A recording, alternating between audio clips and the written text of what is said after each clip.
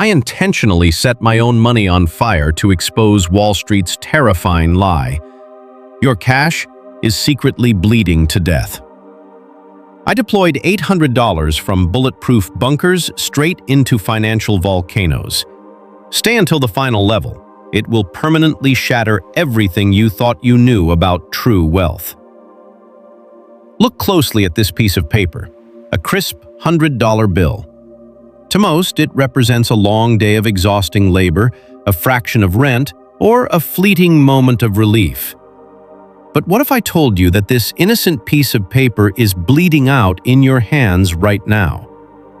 There is a silent, invisible predator in the room with you, and it is systematically devouring the precious hours of your life that you traded for this cash. The absolute hardest thing in this world is not bleeding to earn this money. It is figuring out how to keep it alive before the crushing weight of inflation turns your life savings into worthless dust. You have been sold a lie so massive, so meticulously crafted by men in $1,000 suits that you actually believe the financial system was built to protect you. It was not. It was built to keep you terrified, paralyzed, and safely locked out of the velvet-roped VIP room of true generational wealth. If you are ready to stop being prey and finally learn how to fight back, I need you to hit that subscribe button right now to support the channel and fuel the creation of more videos that pull back the curtain on these financial illusions. I remember the exact moment the illusion shattered for me. I used to look at investing and feel a deep, sickening pit in my stomach, a paralyzing fear of losing what little I had. I would listen to the Wall Street gatekeepers spit out their manufactured gospel about derivatives, EBITDA, algorithmic trading, and Fibonacci retracements.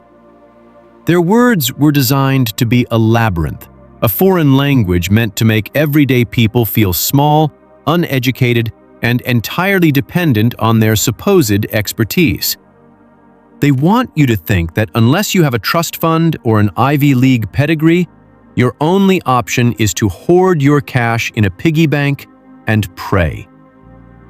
But praying over cash while the cost of simply staying alive quadruples is how your financial future gets buried alive. Your purchasing power is suffocated in the dark while you desperately cling to the illusion of safety. I refuse to play their game anymore. I am not just going to preach from a safe distance. I am putting my own flesh and blood into this. I have carved out $800 of my own painstakingly earned cash, and I am going to deploy exactly $100 into 8 vastly different corners of the financial universe. But we are not walking blindly onto the battlefield.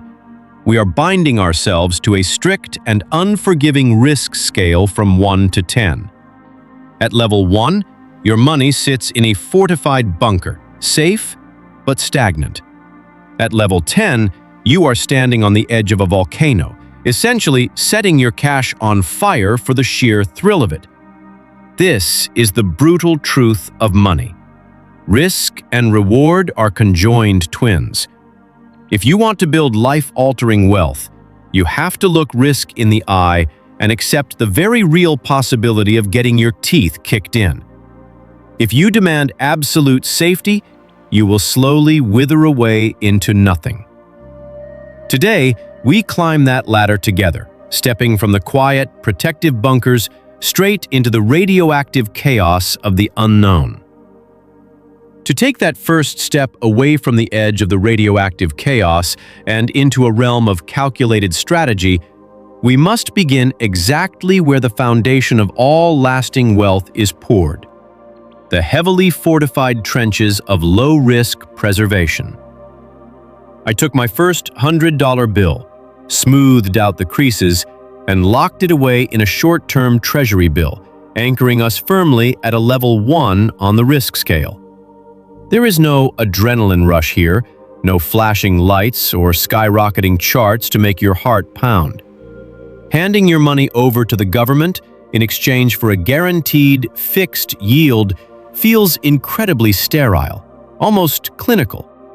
But this is the necessary psychological anchor that keeps you from entirely losing your grip on reality when the rest of your portfolio enters a storm.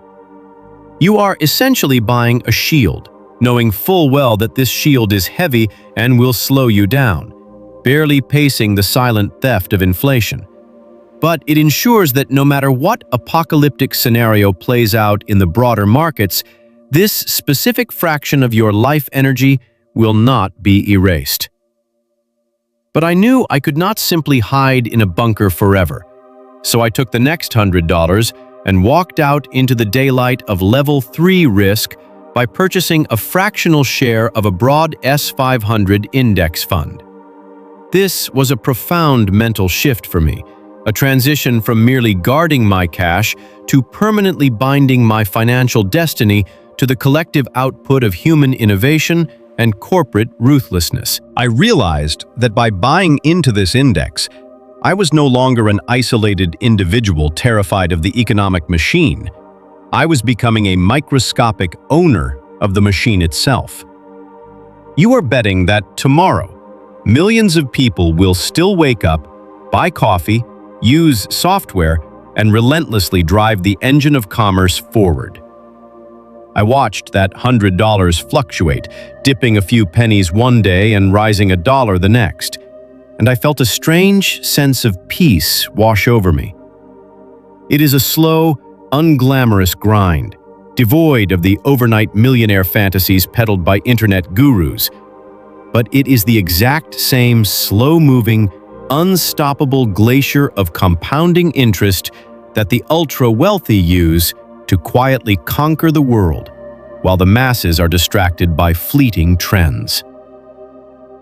Once that psychological anchor was firmly set in the bedrock of the broader market, I felt a deep, instinctual urge to wade further into the currents where real, tangible growth actually breathes and bleeds. For my third $100, moving up to a level 5 on our risk scale, I abandoned the safety of the collective index and targeted a single, formidable blue-chip dividend stock. I specifically chose a company whose products I physically touch and consume every single day, because I wanted to shatter the barrier between being a mindless consumer and a strategic owner.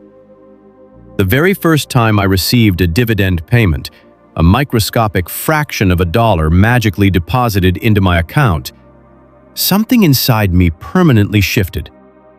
It was not about the amount, it was the absolute, visceral proof that my money was finally out there in the world, wearing a hard hat, working a graveyard shift, and sending a paycheck back home to me while I slept.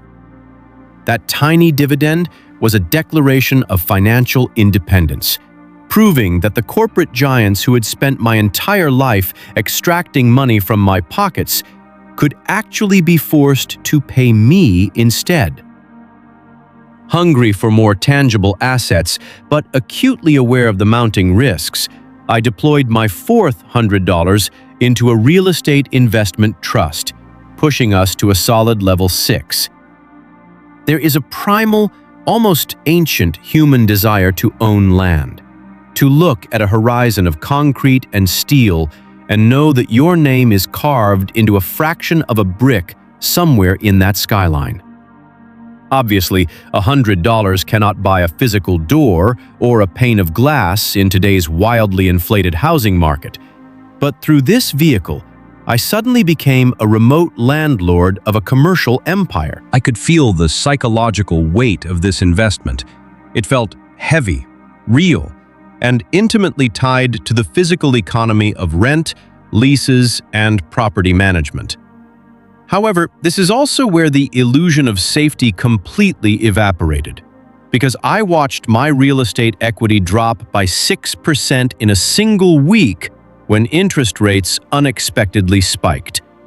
It was a sharp, physical punch to the gut, a necessary and humbling reminder that the moment you step out of the bunker, you are entirely at the mercy of macroeconomic winds that you cannot control. forcing you to develop the emotional calluses required to watch your net worth bleed without panicking. But owning a piece of the present is simply not enough if you want to aggressively accelerate your escape from the rat race. For that, we must strap in and ruthlessly bet on a volatile, unwritten future. I took a deep breath, grabbed my fifth $100, and hurled it into a level 7 risk, an aggressively positioned, highly speculative artificial intelligence growth stock. This is where investing stops feeling like a mathematical equation and starts feeling like psychological warfare.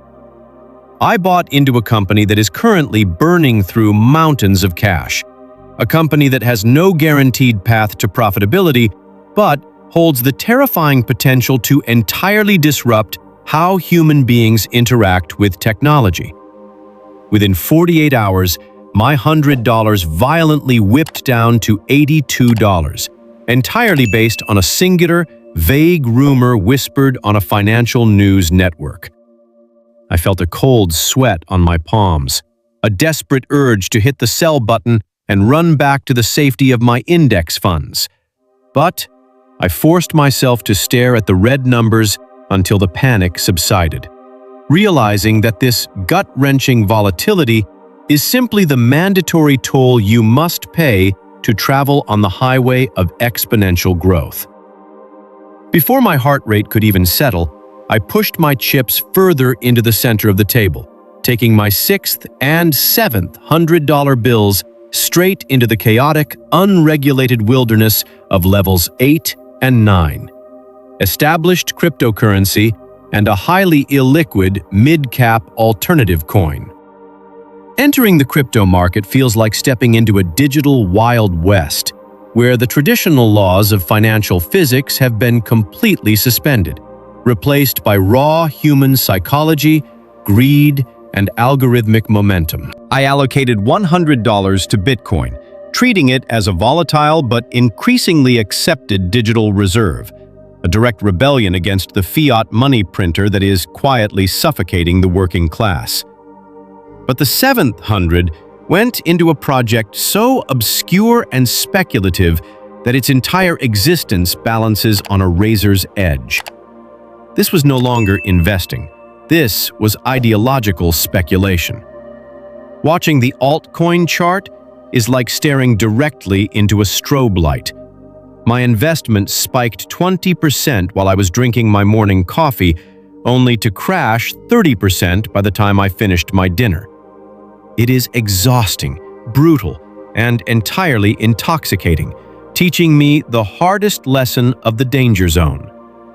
When you reach for gravity-defying returns, you must be fully prepared to watch your capital plummet back to Earth at terminal velocity.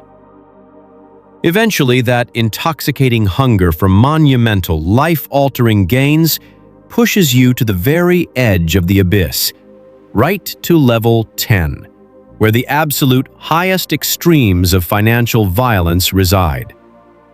I took my final, painstakingly earned $100 bill, looked it dead in the eye, and purchased a 0 days to expiration options contract, standing directly over the mouth of the financial volcano. I knew with absolute, terrifying certainty that this money was likely going to burn. But I needed to feel the heat of total capital destruction to truly respect the game I was playing. In exactly 3 hours and 12 minutes, the market moved slightly in the wrong direction, the contract expired worthless, and my $100 evaporated into thin air, permanently wiped from existence. I stared at the zero on my screen, and instead of feeling defeated, I felt an overwhelming sense of clarity wash over me. That sudden loss was not a failure. It was the final tuition payment in a masterclass on emotional discipline and risk management. This entire $800 journey was never really about the money itself. It was a map designed to expose the boundaries of my own psychology, proving that true wealth is not generated by recklessly chasing the highest possible return, but by strategically orchestrating a symphony of different risks. You have to build the impenetrable bunkers to protect your sanity, own the middle ground to capture the steady march of human progress, and carefully weaponize the danger zone to accelerate your timeline, all while respecting the fact that the volcano will consume the greedy without hesitation. The financial system wants you trembling in the dark, paralyzed by the fear of losing your paper bills. But now you have the blueprint to walk onto the battlefield with your eyes wide open. The illusions are shattered, the board is set, and for the very first time in your life, you finally get to dictate how the game is played. Fun kit? This entire $800 experiment serves as a profound microcosm of the lifelong investing journey, proving that building wealth is far more about psychological resilience than mere mathematics. By methodically stepping through every risk tier, from the sterile safety of government treasury bills to the chaotic volatility of zero-day options, we map out the complete emotional spectrum of financial growth. The low-risk anchors provide the essential psychological armor against inflation and market crashes, ensuring you never lose your grip on reality.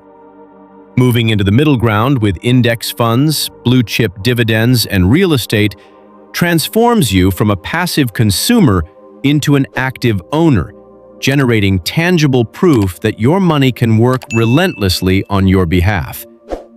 Yet, to truly accelerate your escape from financial mediocrity, you must inevitably step into the danger zone. Growth stocks and cryptocurrency test your emotional calluses, forcing you to endure gut-wrenching volatility as the toll for exponential potential. Finally, the complete evaporation of capital in high-risk options teaches the ultimate lesson in respect and discipline. True financial independence is not achieved by going all in on a single gamble, but by orchestrating a strategic symphony of these varied risks. You must build your bunkers, claim your middle ground, and carefully weaponize the volatile extremes. This blueprint strips away the illusions of overnight wealth, equipping you to face the financial battlefield not with fear, but with absolute clarity and control. Risk is not an enemy to be feared. It is a raw, mechanical tool that must be respected and calibrated. The ultimate takeaway from this journey is that financial safety is an illusion if it means quietly losing purchasing power to inflation, just as uncalculated gambling is a fast track to ruin. True wealth generation requires emotional mastery first and financial capital second.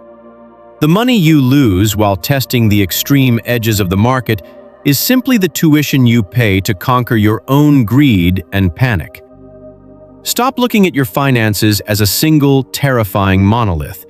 Instead, compartmentalize your money into functional tiers right now. Start by building your bunker.